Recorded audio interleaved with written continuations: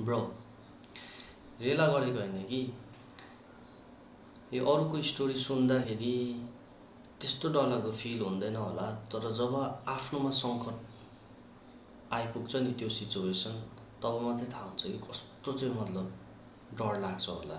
अब सोच्यो भने त मर्नु कसैलाई डर लाग्दैन भन्छ नि, तर जब त्यो स्टेजमा पुग्छ नि तब चाहिँ कस्तो खालको चाहिँ हुन्छ भनेर त्यतिखेर मात्रै थाहा हुन्छ। मलाई पनि याद छ कि जब मलाई 22-23 इयर्सको हुँदाखेरि चाहिँ मलाई चाहिँ टिभी भएको थियो, अनि मलाई याद थिएन मलाई टिभी छ भनेर।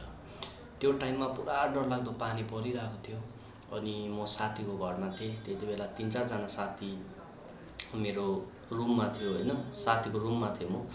अनि त्यहाँदेखि चाहिँ एउटा मान्छेसँग म फोनमा बात मार्दै थिएँ। त्यतिखेर पुरा पानी परिरहेको थियो, सो म पुरा भिजेको थिएँ। अनि लुगा एक्सचेन्ज पनि नगरिकन फोनमा त्यतिकै बात मारिरहेको थिएँ। पुरा खोकी आयो, खोक्दै थिएँ, खोकी रोकिँदैन। अनि अरूहरूलाई डिस्टर्ब हुन्छ होला भनेर चाहिँ म बाहिर गएँ। जस्तो बाहिर गएको अनि टुक्रुके बसेर चाहिँ यस्तो फोनमा बात मारेको, त्यस्तै खोकी आउँदाखेरि त कुनै के एउटा लिक्विड आएको जस्तो लाग्यो। मैले सोचेँ के खाकारहरू होला भनेर चाहिँ, कफहरू होला भनेर चाहिँ यस्तो गरेर फ्याँक्नु खोजेँ। त्यतिखेर चाहिँ ब्लड गएको, जत्तिखेर खोकेँ त्यत्तिखेर ब्लड गएको। त्यो ब्लड देख्दाखेरि चाहिँ नि साँच्ची रेला गरेको होइन, म अत्तालेर कालिएर चाहिँ साथीहरू पनि आयो, साथीहरूले पनि देख्यो ब्लड।